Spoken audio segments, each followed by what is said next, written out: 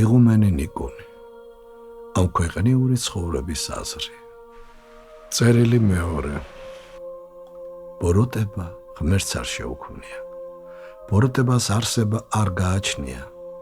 იგი ამ მსოფლიო წესრიგის გამრუდება კაცისა და ანგელოზთა თავისუფალინებით.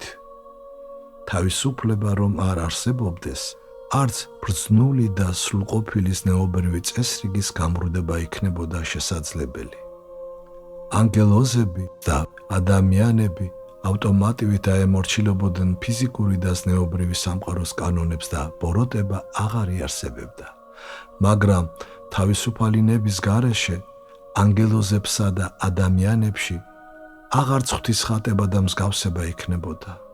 თავისუფალინების გარეშე სრულყოფილი არსება წარმოუდგენელია.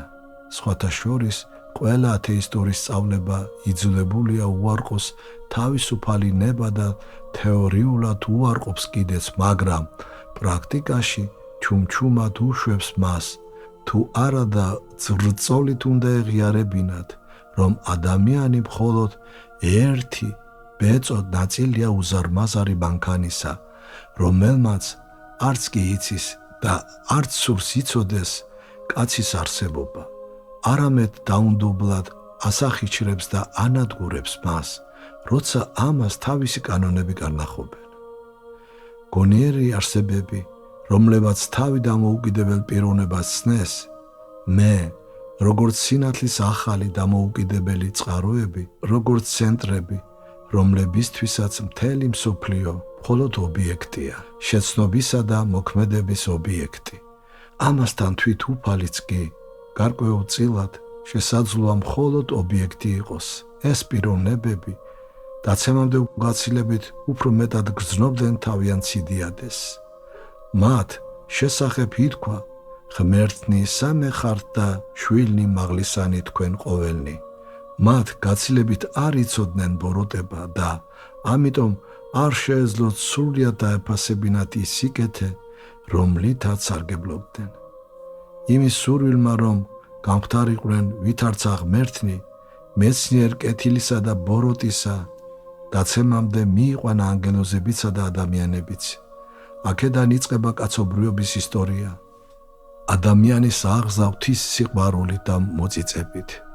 ადამიანისადმი სიყვარულით, ისე რომ არ დათვრდგუნოს მისი თავისუფალინება, ღვთის შვილის ღირსებაში მისი აყვანა, აი, რა ურთულესი ამოცანაა, რომელიც სრულიად გადაუჭრელია კაცთათვის და რომელმაც ღვთისგან კი უდიდესი მსხვერპლი მოითხოვა, თვით ღმერთის განხორციელება ჯვარზე სიკვდილი და აღდგომა. კაცი ამ პარტავნებასთან ერთად ვერ ცხონდება. თუ ამპარტავანია, ის შეიძლება სამოთხეშიც ისე განუდგეს ღმერთს და დემონების მსგავსად უკვე საბოლოო დაცემით დაეცეს. ამიტომაც მთელი მიწიერი ცხოვრების მანძილზე უფალი აძლევს კაცს იმის შეცნობის საშუალებას, რომ ღმერთის გარეშე იგი არაფერს წარმოადგენს. თავისი წვრილმანი ვნებებისა და ეშმაკის მონაა. აი რატომაა, რომ უფალი კაცის სიკვდილამდე არ იძლევა ნებას სარეველას ამოძირკვისა, რათა ხორბალი არ დაზიანდეს. ეს იმას ნიშნავს, რომ უნაკლო ადამიანი, რომელსაც მხოლოდ დადებითი თვისებები აქვს, აუცილებლად ამ პარტავნებაში ჩავარდებოდა. თუ ახლაც კი, მიუხედავად ჩვენი მცირე სათნოებებისა, ვპოულობთ ამ პარტავნების საბაბს, რა მოხდებოდა უკვე აქ რომ გამოგცხადებოდა განხრთობილი სულის მთელი დიდება. თვით პავლე მოციქულსაც კი ესაჭიროებოდა უარყოფითი შეწევნა.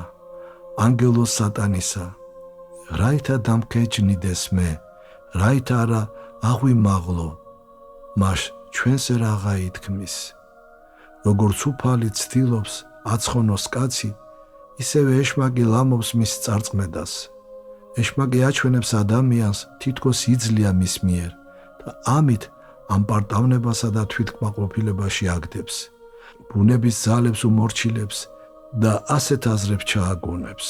ცოდნის მეცნიერების საშუალებით თქვენ შეძლებთ ბუნების დამარცხებას და იქნებით ვითარცა ღმერთნი. თქვენ დღესვე შეგიძლიათ იამაყოთ საკუთარი მიღწევებით. აქ აშკარა ორი მიმართულების დაპირისპირება. სავსებით ცხადი ხდება ღვთის განგება კაცის ცხონებისათვის და ეშმაკის მცდელობა წარწყბიტოს ისინიც კი, ვინც მთელ ძალღონეს ერთისაა სახმარის, ანუ ღვთის სასუფეველის ძიებისაკენ მიმართავს. თეორიის სფეროდან ეს თვით ცხოვრებად იქცევა. კაცი განუწყვეტლივ ებრძვის ბოროტებას, ეშმაკს, მის ჩაგონებებს ხან ეცემა და ხან დგება.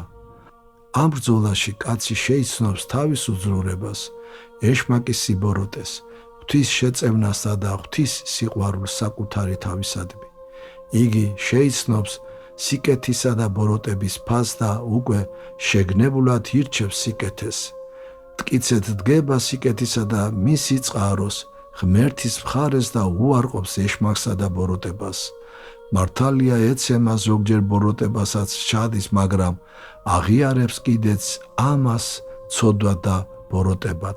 თავს განიკითხავს, ინანიებს შენდობას, სთხოვს უფალს და ამით უკვე უფრო მტკიცდება სიკეთისა და ღმერთის არჩევანში, თუნდაც უარყოფითი გზით. ეს მეტისმეტად ვრცელი თემაა. შენ სწორად თქვი, რომ ადამიანი უნდა მივიდეს სიმდაბლემდე, როგორც ამპარტავნების საპირისპირო მდგომარეობამდე. ამ ასრს გამოვთქვამ აქ მეც, ოღონდ სხვა სახით. შესაძლოა დაინტერესდე მისი წაკითხვით, თუ არა და იქნებ ოდესმე სხვა დროს გამოგადგეს. ამის უფრო დამაჯერებლად და დაახვეწილად გადმოცემაც შეიძლება წმინდა მამებზე დაყრდნობით. აქ მხოლოდ მონახაზია იმ აზრებისა, უკანასკნელ წლებში ჩემებად რომ იქცნენ. შემინდე 1960 წლის 12 დეკემბერი.